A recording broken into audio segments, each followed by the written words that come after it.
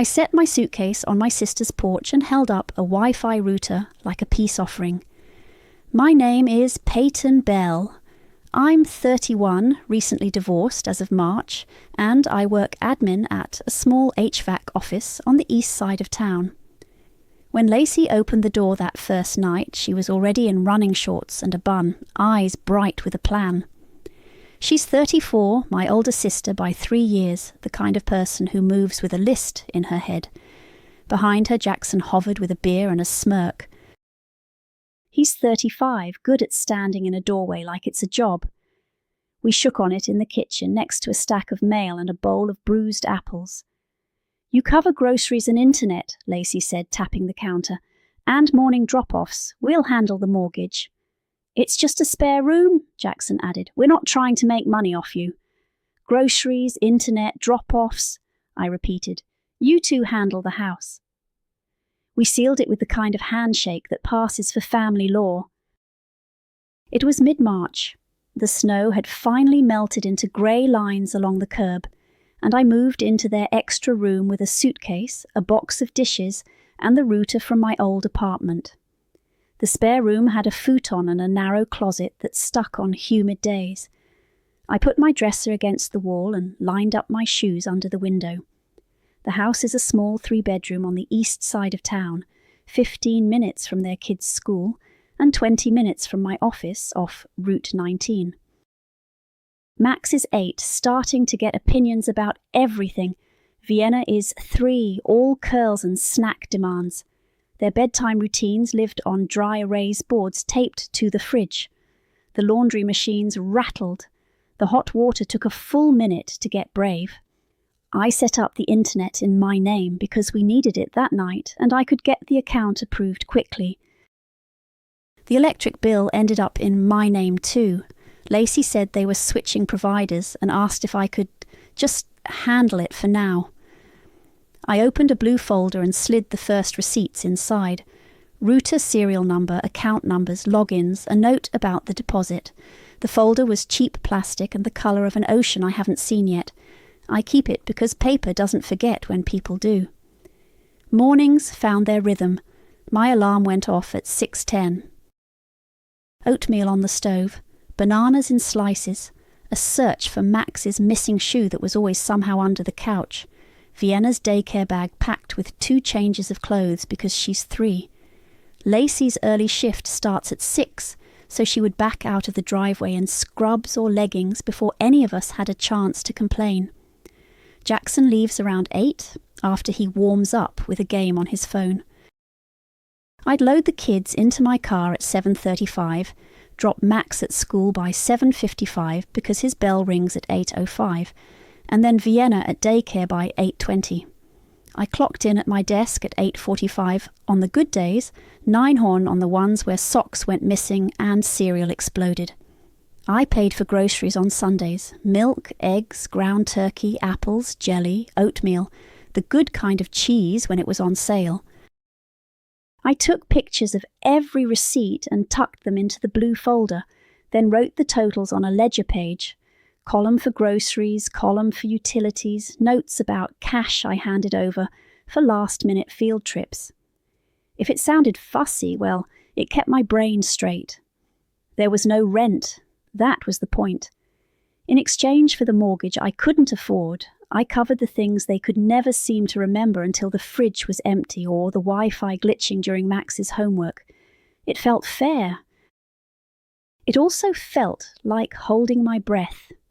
8 weeks in, the house sounded like a clock. Doors shut a certain way, the table creaked when 2 people leaned on it at the same time. I knew which cabinet stuck, which burner ran hot. I also knew when Lacey was about to bring something up. Her jaw would set and her hands would straighten whatever was in front of her. Napkins, a placemat, the kids' drawings on the fridge. On a Tuesday night, we had pot roast. The kind that makes the whole house smell like patience. Vienna was batting green beans off her plate one by one. Max was telling me how his teacher says you have to double-check your math because the computer isn't always right. Jackson scrolled with his thumb under the table and smirked at something only he could see. Lacey wiped her hands on a dish towel and sat down across from me. She folded her arms, every move precise. "Okay," she said, voice bright like she was selling me something. "New plan." I put my fork down. "What plan?" "Rent," she said. "We start tonight. $300. Jackson looked up finally. "Or," he added, the words stretching, "you can be out by Sunday." The pot roast was perfect. The room went quiet the way rooms do when you realize everyone else knew this conversation was coming, but you. I felt the shape of the blue folder in my bag like a coin. "Rent starts tonight, $300, or be out by Sunday," Lacey repeated, as if clearer would make it kinder. I didn't argue. I reached into my tote, set the blue folder on the table beside the pot roast, and flipped it open. "Peyton," Lacey said, already warning me with my name. "Here's what I've paid," I said. I slid the top page toward her. 3 months of receipts. See the dates. Groceries, $238 last Sunday. Electric, or $146 last month. Gas, $92. There are screenshots of the Zelle transfers for the field trip and Vienna's shoes. I tapped the typed ledger underneath. Columns neat, totals bolded. I keep it clean so nobody has to guess. Jackson leaned back and smirked, like I'd brought a scrapbook. "That doesn't change rent." "It clarifies what we agreed," I said. "Groceries, internet, and drop-offs from me. Mortgage from you two." Lacey's jaw clicked. She ran her finger down the numbers. "I'm not saying you haven't helped. I'm not helping," I said calm. "I'm covering the things we agreed I would cover. And I'm ending my part the right way." Under the ledger, I slid out the next sheet, a printout from the city's housing page. "Notice for month to month, 30 days. I'm giving it tonight." Then the letter I'd typed, signed, dated. "This is my move out notice, 30 days from today. I'll keep doing morning drop-offs through my notice, same as always." Lacey went a shade lighter. "You're moving out. You gave me 4 days," I said. "I'm giving you 30. Jackson made a little scoff noise. "You can't just bail on the bills and leave the lights on us." "I'm not bailing," I said. I pulled the last printouts free, confirmation emails. "The internet and electric are in my name because you asked me to set them up fast. I've requested that both accounts end on Friday unless you transfer them. Here are the steps and the phone numbers. There's probably a deposit. When you call, they'll move service without a gap." Max's fork paused halfway to his mouth. He looked between us like we were a TV show. Vienna flicked another green bean. Lacey stared at the confirmation pages like they were in a different language. "Friday? That's in 3 days." "Right," I said. "Plenty of time to call. It takes 10 minutes. If you do it tonight, you won't even notice the switch." Jackson picked up one of the printouts and snorted. "You're bluffing. You can't just do this." "I already did," I said. The room settled into the hum of the refrigerator and Vienna humming to herself. I reached for the gravy and poured it over my potatoes like we were just having dinner. "You're really going to turn off the Wi-Fi when Max has homework?" Lacey said, voice getting tight. "And Vienna's daycare.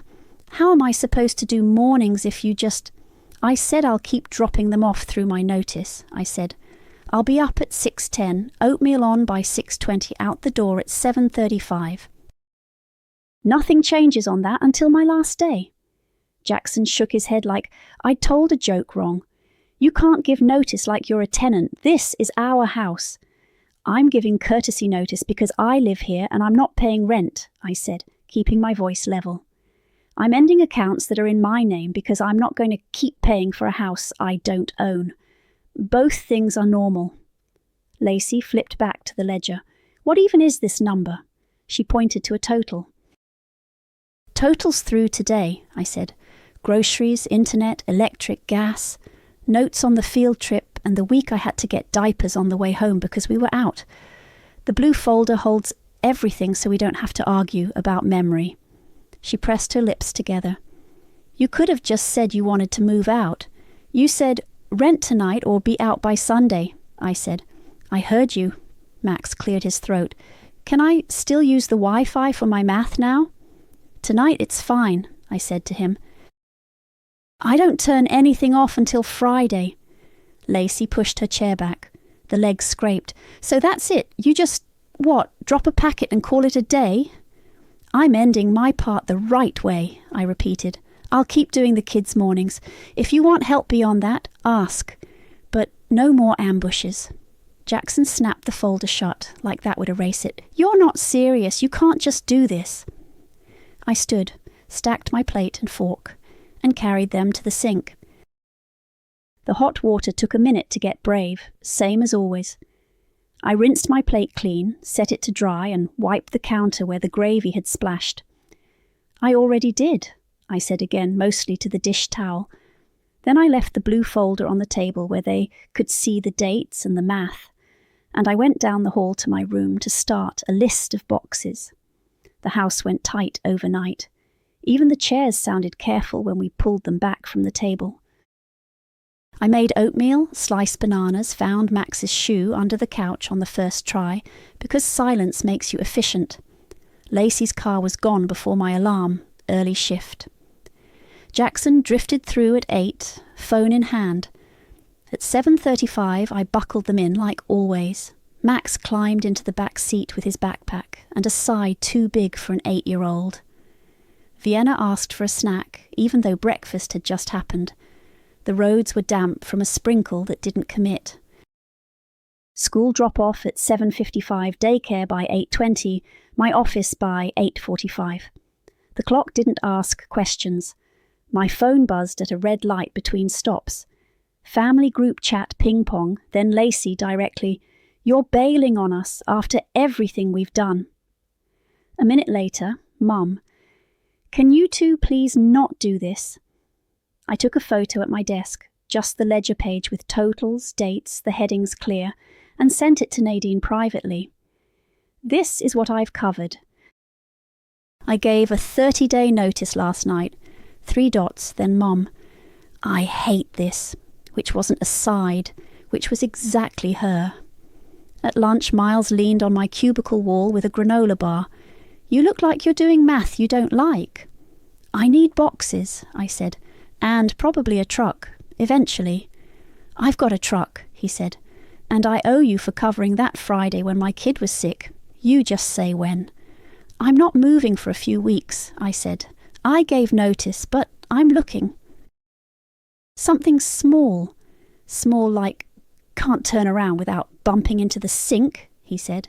He grinned. "I've moved 3 times in 4 years. I've got ratchet straps and opinions." "Opinions first," I said, "then straps." After work, I drove to a building 6 blocks from the bus line and an overgrown park that was all swings and clover. The entry buzzer hung at an angle. Denise, the building manager, met me in a floral blouse and sneakers. She carried a ring of keys like a jailer. "Studio's on the 2nd floor," she said, leading me up narrow stairs that leaned just a little. "It's cute, you'll see. A lot of character." She said character like a price cut. The door stuck. She hip-checked it and we were in. Peeling paint in one corner near the window. A square of sunlight on the floor where it managed to get through the dirty glass. A kitchenette with a 2-burner stove and an oven the size of a carry-on. "Quaint," Denise said, patting the oven like it could hear. "Heat and hot water included. You pay electric. Coin-op laundry in the basement. No elevator, but you're young." She said it like a compliment and a challenge. "What's the application process?" I asked. "App, fee, last 2 pay stubs, copy of your license," she ticked off. "We run background, call your employer, and I like a personal reference if you've got one. Deposit is 1 month's rent." "If you get me everything by Friday, we could have you approved next week, maybe the week after." That sounded like a timeline that didn't require miracles. "I'll bring the paperwork tomorrow," I said. Back in the car, I called Jasmine. "There's a place. Small. Denise called the oven quaint." "That's code for learn to love the microwave," she said. I'm in. I'll bring pizza and honesty on moving day, and boxes. Go to the liquor store and ask for their flats. They're gold for books. Why do you know that? I've been poor twice, she said. Also, I like organisation. Proud of you, by the way. I don't feel proud, I said. I feel like I just kicked a hornet's nest and now I'm pretending I like bees. Hold steady, she said. Boundaries, Buzz. You'll be fine. At home, the blue folder had migrated to the microwave. Lacey had placed it neatly like it might behave if it felt included. Jackson was on the couch, TV low, thumb busy. He didn't look up when I came in. I started with my closet. I folded clothes into piles, taped up one box, labelled it Room, Clothes with a black marker. I wrapped my mugs in T-shirts. I put a stack of plates between sweaters. The motion helped. The tape gun made a sound like a zipper ending. In the kitchen I reached for the hook by the door where the house keys live. The spare that used to hang there, the one we kept for dog sitters and emergencies, was gone. The hook was empty and the wood was lighter where the key had covered it. I stood there, hand suspended, and then I let it drop. People talk about trust like a feeling. It's also a metal thing on a ring that can go missing. At 9:15, Max slipped into the hallway, eyes tired. Aunt Peyton, do we have any more paper for the printer? My volcano report is due Friday. In the top drawer of the desk, I said. Take 3 sheets and save the rest. He nodded and padded away, socks whispering against the floor. I was heading to the bathroom when Lacey stepped out of her room and blocked the hall. She didn't touch me, she just stood there, arms braced on either side, like the doorframe was a finish line she was guarding. You wouldn't put your own family on the street, she said. Her voice was low and smooth, the way it gets when she thinks reasoning will win. I looked at her hands on the wood, her knuckles pale. I gave 30 days, I said. You gave me 4. On Thursday morning I made coffee, opened my laptop at the kitchen table, and sent an email to Lacey and Jackson with the subject line. Utility transfer before Friday. I put the account numbers, customer service numbers, and the exact links to start a transfer.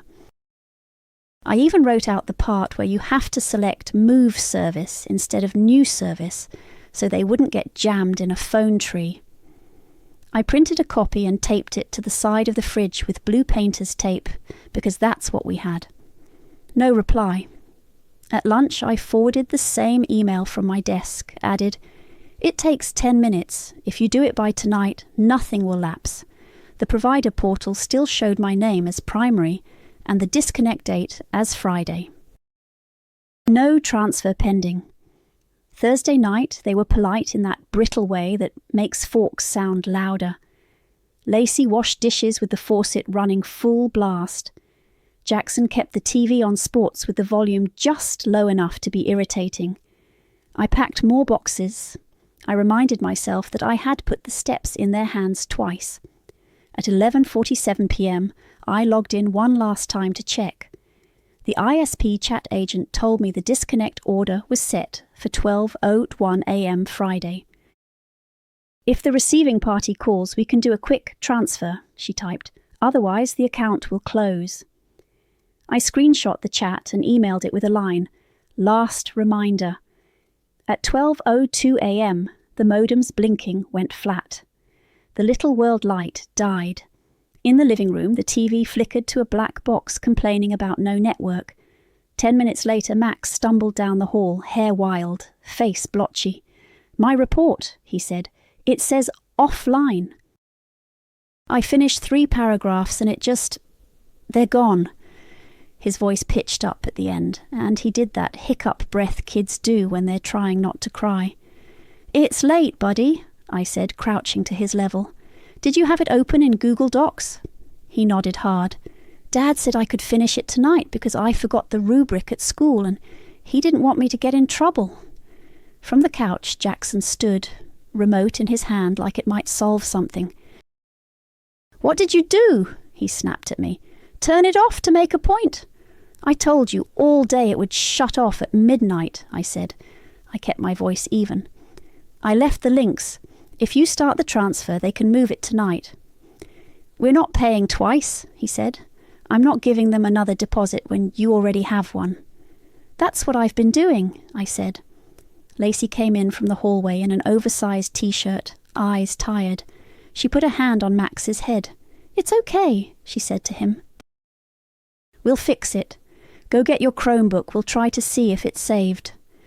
I can turn on my phone hotspot for him, I said, just for tonight. Then tomorrow you call and put the account in your name like we should have done earlier.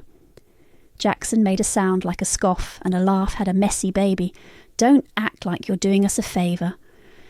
I'm helping Max finish his report, I said. That's it. I grabbed my phone, turned on the hotspot and connected Max's Chromebook. He sat at the table, shoulders hunched, and retyped what he could remember. Lacey hovered, coaching him. Write in sentences, baby. Don't forget the part about lava. Jackson paced and glared at the dead modem like it had insulted him personally. By 12:40, Max had what he needed. I turned off my hotspot. Lacey guided him back to bed, whispering in the soft voice she saves for the 2 a.m. bad dreams. When she came back out, she avoided looking at the router. At dawn, my phone buzzed. Lacey text, Can you do daycare drop? I typed back, Yes, I'll do mornings through my notice like we agreed. I was up at 6:10 anyway, oatmeal at 6:20, Max's shoe under the couch at 6:27. Vienna's daycare bag repacked because somehow socks evaporate in this house. Lacey left at 6 on the dot, scrubs swishing, keys jangling. Jackson stared at his phone, then at the dead modem, then went to the breaker box like flipping a switch would conjure Wi-Fi. It didn't. At 7:35, I loaded the kids into my car. Max buckled in and looked at me with that face that says, Please pretend this is normal. Your report will be fine, I told him. We'll print it at school. Traffic was light, drop-off at 7:55, Vienna at daycare by 8:20. I slid into my desk at 8:46, 1 minute later than my usual good days, and answered emails. Around noon, another text from Lacey. Can you do school pickup?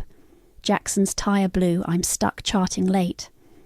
I checked my calendar. We were slow.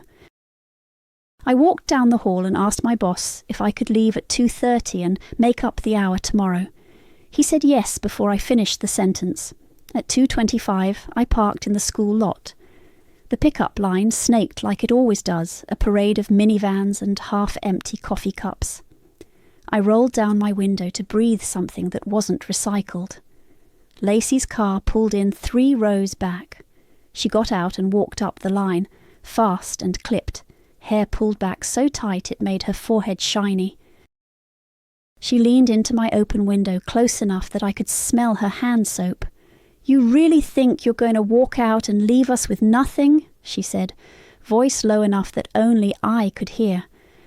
I'm not leaving you with nothing, I said. I'm leaving you with your part. Lacey blinked, like the words stung. Then she did the thing where her face cycled through a whole season in a minute. Hurt, anger, calculation. You're punishing us, she said. You know we don't have 300 just sitting there. I'm not punishing anyone, I said. I'm following what we agreed. Groceries, internet, drop-offs from me. I'm still doing mornings through my notice. If you want help beyond that, ask ahead and I'll tell you what I can do. Her eyes went glassy. So that's a no. After everything I do for you, you can't even float us this week. No to floating, I said. Yes to planning. Send me times. I'll confirm what I can do. A teacher waved us forward. I pulled up, Max climbed in with a wave to the aide, and we slid back into the line of cars. Vienna was next, daycare by 3:10. By 3:40, both kids were home, shoes in the entryway like always. At a red light on the way back, my email pinged. Denise, got your application, thanks for the quick turnaround. If references check out, I can have an answer by next week. I exhaled in a way that finally reached my shoulders. I'd scanned my pay stubs and license at lunch, filled out the application, and listed my boss and Jasmine as references. I forwarded the confirmation to my personal email, and then to the Blue folder's digital twin, a cloud folder with the same name. Back at the house, the air felt brittle. Jackson was fussing with the modem like Abe, might coax Wi-Fi back to life. Lacey moved through the kitchen fast enough to make drawers thud. I started dinner because the kids were hungry. Grilled cheese and tomato soup, minimal conversation required. Max did math at the table. Vienna coloured, tongue out in concentration, then asked me to draw a cat. I drew a potato with ears and she told me it looked like a seal. We called it a cat seal and let it stick. After dishes, my phone lit up. Lacey, we can pay you back next Friday. Just float us this week so the kids aren't caught in the middle. A second message. Mum says you're being dramatic, I typed. I'm not lending money. I'm still doing mornings through my notice. If there are times you need help, send them and I'll confirm if I can. Then I put the phone face down because watching dots appear and disappear makes me feel like I'm standing on an escalator that keeps stalling. At 8:14 p.m, Jackson's name flashed across my screen. I didn't pick up.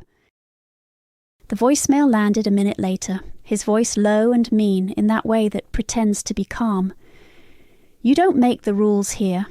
If you're going to play games with the bills, we'll evict you early. You can pack tonight. I played it twice, then saved it and labelled it 05, voicemail, Jackson, evicting early. I forwarded it to my email and dragged the file into a folder named documentation because naming things helps when people don't. I went to get the oatmeal for morning and found a new plastic click clamped across the pantry door. A child lock. I recognised it. We'd used the same kind when Vienna first learned twist caps.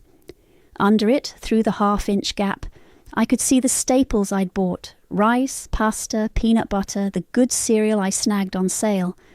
Pettiness has a sound. It's the tiny snap of plastic meeting plastic. I stood there a second with my hand on the useless knob, then turned, opened the drawer with the tape and scissors, and wrote a note on lined paper. Big letters, no emotion. Use by Friday 5:26. After that, I'm not your pantry. I taped it on the fridge at eye level. Next to it, the printed utility transfer instructions were still blue-taped from yesterday, the edges curling. Lacey read the note as she passed. Real mature, she said, not stopping. It's a date, I said, same as the utilities. Same as my notice. Mom's right, she muttered. You're making this a thing. It already is a thing, I said. At 9, a Cash App request popped up on my screen. Lacey C. requesting $300 for rent. I took a screenshot of my ledger totals page, the one with columns and dates, and sent it back with a brief line. Totals through this week. I'm not paying rent. I've paid the agreed items and I'm ending them properly.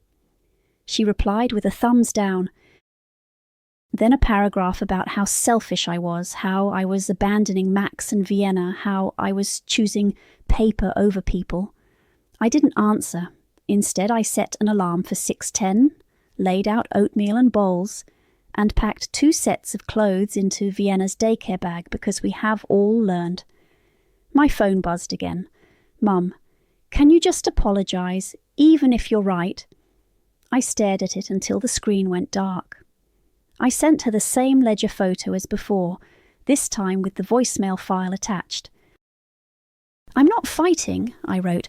I'm using dates and amounts. I'm still doing mornings. Before bed, I opened the electric account on my laptop, half expecting to see a transfer pending. Nothing. I forwarded the links again, this time with the subject line.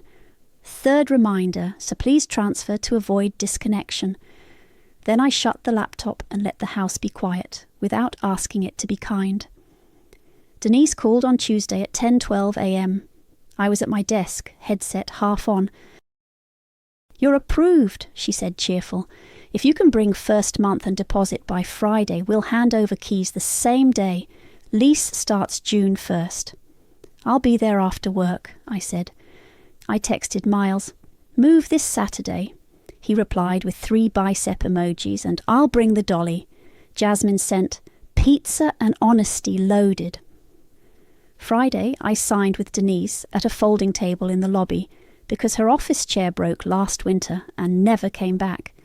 She slid a key across the table. Second floor sticks in July. Hip check it. I nodded, took the key and drove straight to the studio with a trash bag of cleaning supplies. I scrubbed window tracks until grey water turned clear, wiped cabinets, opened the tiny oven and laughed out loud because quaint had been generous. I set my blue folder on the counter and breathed. 1 door, 1 key. Saturday at 9, Miles backed his truck into Lacey's driveway like he did it for a living. Where do you want me? He said, swinging a moving blanket over his shoulder. Room first, I said. Boxes, then the dresser, then the futon. Jasmine arrived with a stack of pizza boxes and a roll of tape hanging from her wrist. $1 slices before we earn them, she said, handing me one, then held out a Sharpie. Label, like you mean it. We did 3 runs. The first was easy, boxes neatly taped and labelled. Room, clothes, kitchen, mugs, papers, blue folder stays. With me. The second was awkward, the dresser and futon. A dance down the narrow hall, corners wrapped in blankets so we didn't tattoo the walls. The third was stragglers, lamps, the laundry basket full of shoes, the plant I've kept alive since the divorce because it refuses to die, and so do I. The studio stairs leaned like they needed a nap, but Miles and Jasmine moved with the kind of rhythm that comes from not needing to talk. We propped the door open. A neighbour with a tiny dog watched us with interest and zero offer to help. By noon the futon was unfolded against the wall, the dresser anchored, the mugs in a row. Jasmine wiped her hands on her jeans and pointed at the window. "You'll want a fan," she said, "and maybe a curtain for when the sun decides you're in its way." "I'll get both," I said. I peeled the tape off a box and pulled out a small framed photo of Max and Vienna at the pumpkin patch, cheeks orange with dust. I set it on the dresser. We ate the last 2 slices cold, sitting on the floor. It tasted like relief and grease. Miles checked his phone and stood. "I've got to get my kid by 2, he said. "You good?" "I'm good," I said. "Thank you." We hauled the last empty plastic bins back to the truck. On the way out of the old house, I grabbed the house key from my ring. I stopped by Lacey's room. She was folding laundry that didn't look like it wanted her help. I held out the key and a clean copy of my end date, June 22nd, typed, signed. "I'm moved," I said. "Here's my key. I'm still doing morning drop-offs through the 22nd. She took the key like it was hot. "So that's it. You're just gone." "I'll be here mornings," I said. "And I can offer Sundays 2 to 4 for the kids. That's what I can do." She blinked. Then she lifted Vienna off the bed and stepped forward, trying to place her in my arms. "Just while you unpack." "She'll nap anywhere." I didn't take her. "Sundays 2 to 4, I repeated. "Text me if you want this Sunday." "That's cold," she said. "It's a schedule," I said. Jackson came down the hall, looked at the key in Lacey's hand, and smirked like the punchline was late. "Have fun paying 2 rents, he said. "I'm paying my rent and nothing else," I said. "The internet company will need your name for service." I didn't wait for the eye roll. Back at the studio, I put the cleaning supplies under the sink, made the futon, and hung 2 shirts in the closet to make the space look less like a stage set. I put my toothbrush in a cup and stood still long enough to hear nothing. Nobody needed me to find a shoe. Nobody needed me to hurry. I locked the door and the click sounded like sanity. Monday at 6:03 a.m, my phone rang. Lacey. I answered on the second ring. "Our Wi-Fi cut again last night," she said without hello. Max's homework didn't sync, and he was crying, and daycare is $85 a day, and I can't swing this, and can you just come back for a month while we figure it out? "No," I said, "I'm not moving back." I kept my voice even. "I will do morning drop-offs through the 22nd like I said, and I can do Sundays 2 to 4. That's what I'm offering." "Peyton," she put my name on a sigh. "Please." "I'm not moving back," I repeated. "Do you want me to grab oatmeal on my way?" There was a long pause. I could picture her in the dark kitchen, arms folded, eyes bright the way they get when she's deciding whether to fight or blink. "Fine," she said finally. "We'll remember this." Mum's kitchen smelled like buttercream and coffee. She'd frosted her own cake, which is exactly the kind of thing she does, pretend it's not her birthday by keeping her hands busy. I set a stack of paper plates by the candles and tried not to notice the 2 extra chairs we dragged in for Lacey and Jackson sitting empty. They came in 20 minutes late, keys jangling, both kids in tow. Lacey's hair was damp and slicked back like she'd showered fast. Vienna clung to her hip, eyes big, and Max beelined for the counter where the cake was, then stopped when he saw me. "You could have told me," Lacey said by way of hello. "Instead of making this whole show." "Hi," Mum said too brightly. "Coats on the hooks, shoes by the mat. Let's not—" "I told you," Lacey went on past her. "She just left. She took the router and left." "I left after my notice," I said, "and I left instructions for the transfer." Jackson hovered behind her, that half smirk like he'd been practicing. "It's fine," he said to Mom, patting her shoulder like he was the reasonable one. "We're figuring it out." Mom winced. "Can we cut the cake in peace?" I set the blue folder beside the candles. "Give me 5 minutes first," I said. Then we'll sing." Mum looked at me, then at Lacey. She sighed the way she did when we were kids, and we made her count to 3. 5 minutes, she said. "Then no more tonight." I opened the folder and pulled out the top page.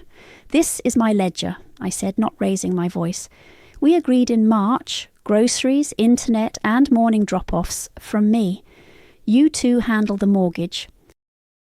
These are the totals for the last 3 months. I slid the page so Lacey and Jackson could see. Groceries, $238 last Sunday. Electric, $146. Gas, $92, plus the Zelle for Max's field trip and Vienna's shoes. Jackson's mouth flattened. Lacey's jaw clicked. I laid the next paper down, city header at the top. I gave a 30-day notice on Tuesday. I tapped the date. Move out set for June 22nd. I'm still doing morning drop-offs until then. I've been up at 6:10 every day this week, oatmeal on, kids out by 7:35. Mom's eyes flicked to the page, then to me. She was listening now. I added the printed emails with the blue tape marks still at the corners where they'd hung on the fridge. I sent instructions to transfer the internet and electric twice. I wrote out the steps, the numbers to call, and that you have to select Move Service, so there's no gap. When nothing happened, I ended the accounts in my name with a Friday cut-off. I offered to hotspot Max that night so he could finish his report. He did. Lacey looked like she was chewing a battery. "You didn't have to go nuclear." "I didn't," I said. "I gave dates and timelines and options. I'm offering help on a schedule. Sundays 2 to 4. I'll keep doing mornings through the 22nd. That's what I can do." I didn't pull out Jackson's voicemail. I didn't need to. I just rested my hand on the folder. "No more ambush ultimatums," I said. "If you want help, ask ahead and respect the answer." Silence, the kind that isn't empty, just full of everyone thinking. Jackson's smirk slid off like it had been taped on wrong. "How do we switch the internet?" he said finally, voice lower. "What do we actually do?"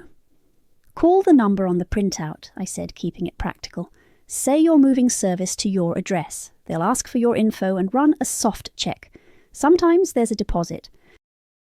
If there is, pay it, and they'll flip it on within the hour. If you'd rather do it online, the link is in the email I sent you both. It's 10 minutes. He nodded once, eyes on the paper. And electric. Same thing, the account's ending in my name. You call, put it in yours. They'll backdate to today and send the bill to you.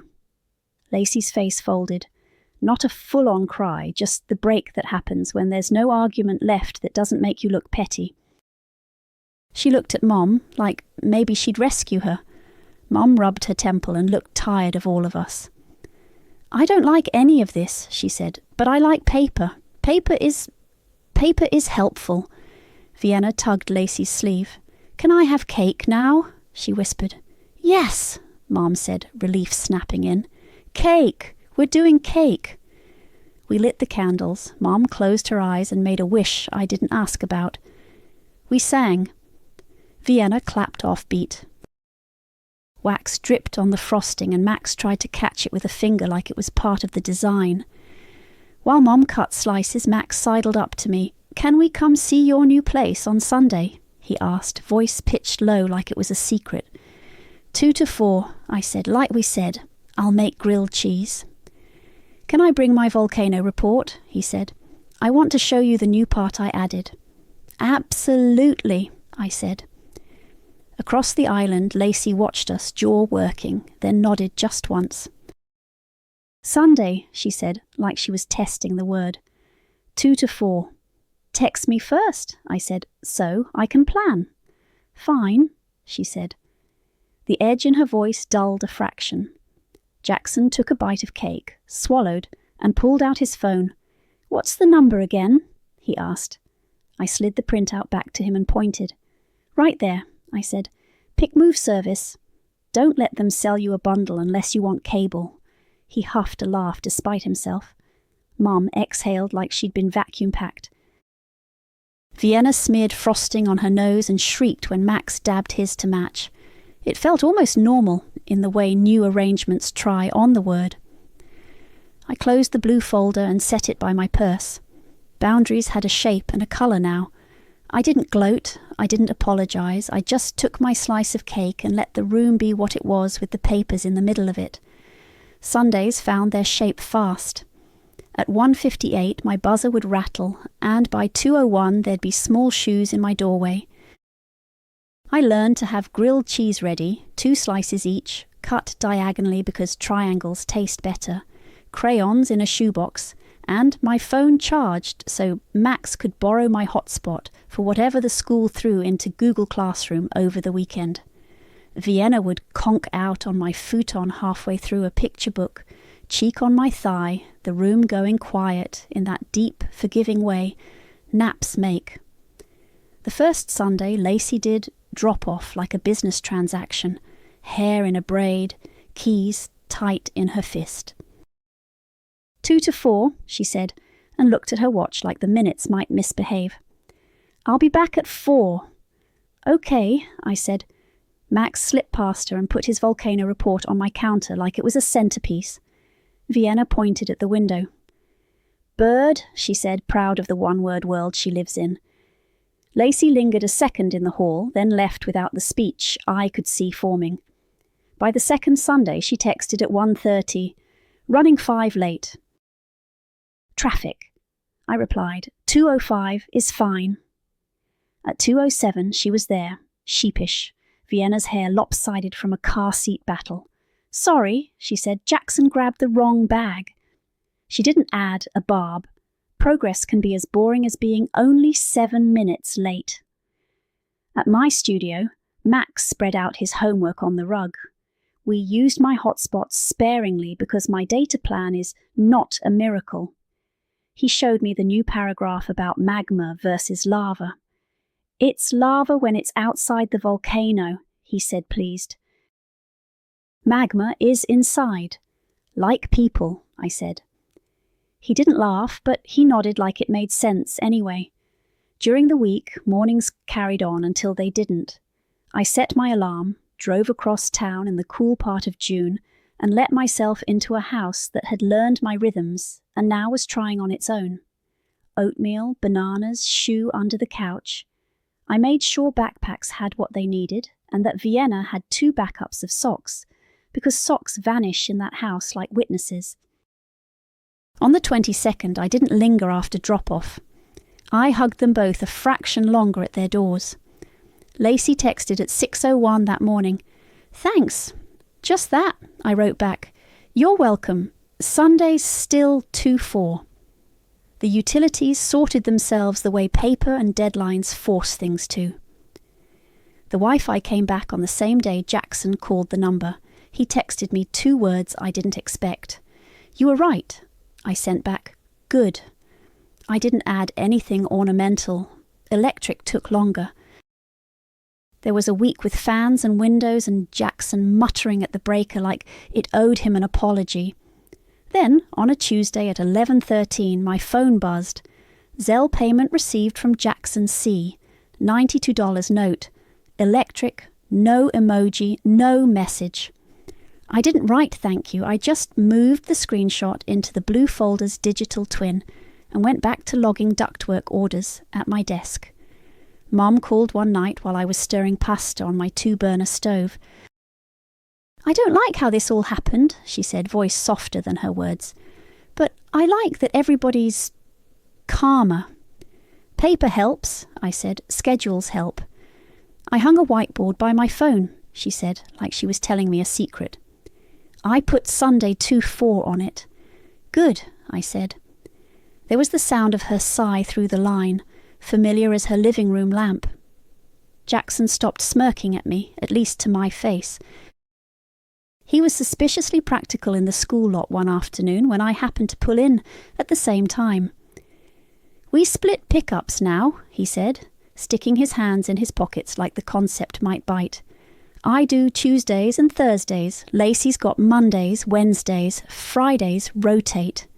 He said it like a man who had discovered calendars and wanted a medal. "That's good," I said.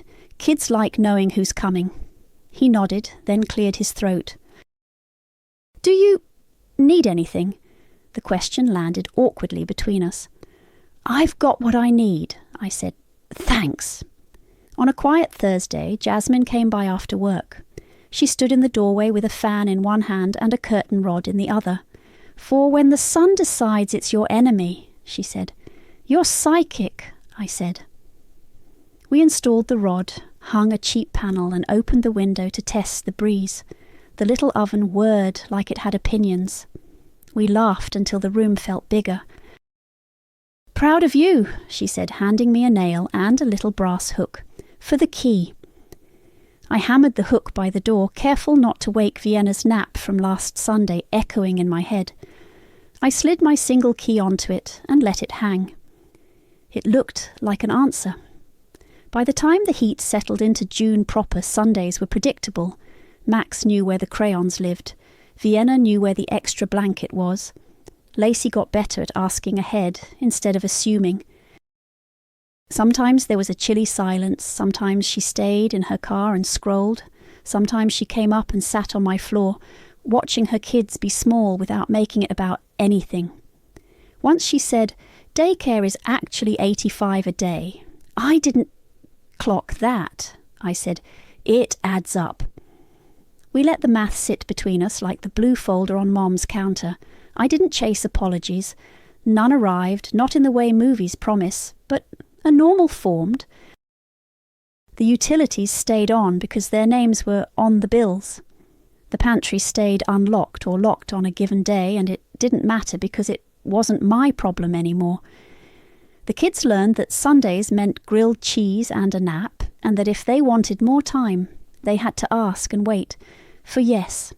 When Lacey texted, "We switched the Wi-Fi, you were right," I replied, "Good." Then I hung my lone key back on its nail and listened to the tiny, satisfying click as it settled. My life on purpose